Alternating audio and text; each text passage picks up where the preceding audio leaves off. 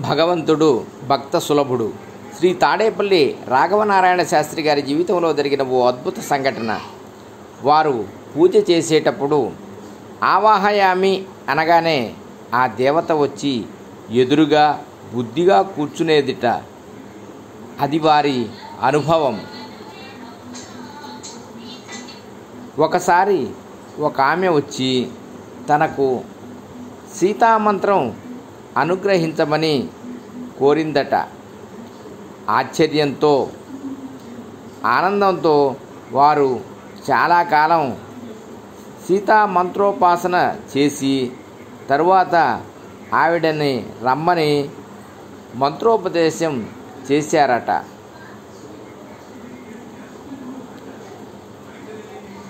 ఆవిడ వెళ్ళిపోతూ ఈ మంత్రం చేస్తే చాలా కష్టాలు వస్తాయని వింటున్నాను, నిజమేనా అని అడిగిందట.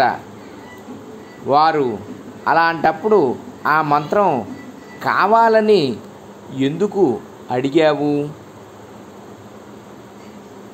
సందేహాలు ఉండకూడదు అంటే ఆమె అదేమీ లేదంటూ వెళ్ళిపోయిందట. కొంతకాలానికి ఆవిడ తిరిగి వచ్చి తనకి ఆ మంత్రం వద్దని, ఇక చేయలేనని, చాలా కష్టాల బారిన పడుతున్నానని వాపోయిందట.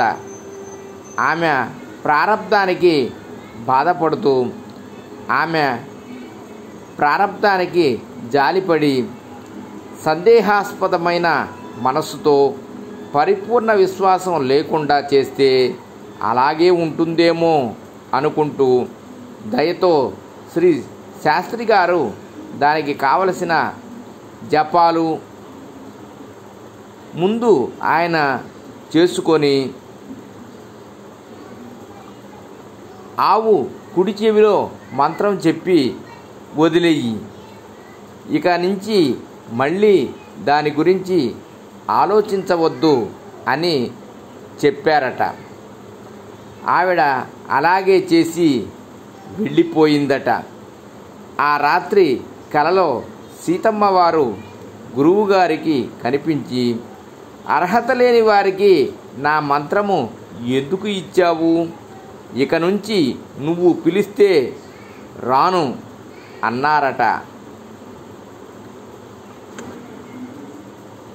గబాలున లేచి వారు కన్నీరు మున్నీరుగా విలపించారట. కాలం గడుస్తోంది.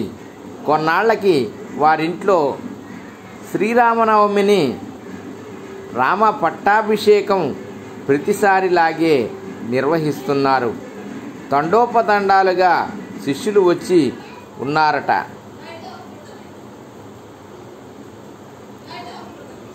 గురువుగారు శ్రీరామచంద్రుని ఆవాహన చేసి తరువాత సీతమ్మను ఆవాహన చేయబోయి ఆగిపోయారట. తల్లి రానని చెప్పిందిగా, ఏ మొహంతో పిలవగలను అని పాత జ్ఞాపకాలతో అశ్రుధారలు ప్రవహిస్తుంటే అలాగే చాలాసేపు ఏడుస్తూ ఉండిపోయారట. చివరికి అతి కష్టం మీద సీతాం ఆవాహయామి అని అనగలిగారట. వెంటనే వచ్చి తల్లి అక్కడ కూర్చున్నదట. ఆయన సంతోషానికి హద్దులు లేవు. పెద్ద స్వరంతో, రానన్నావు కదా తల్లి, ఈ దాసుని మీద అంత దయ అని ఆనంద బాష్పాలు రాలుస్తున్నారట.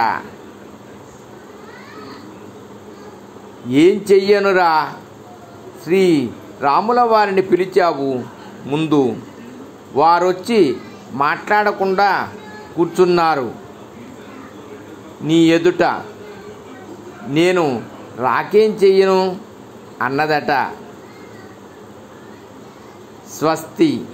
సర్వం శ్రీకృష్ణార్పణమస్తు. సర్వే జనా సుఖినో భవంతు. లోకా సమస్త సుఖినో భవంతు. శుభం భూయాత్. ఓం శాంతి శాంతి శాంతి. ఓం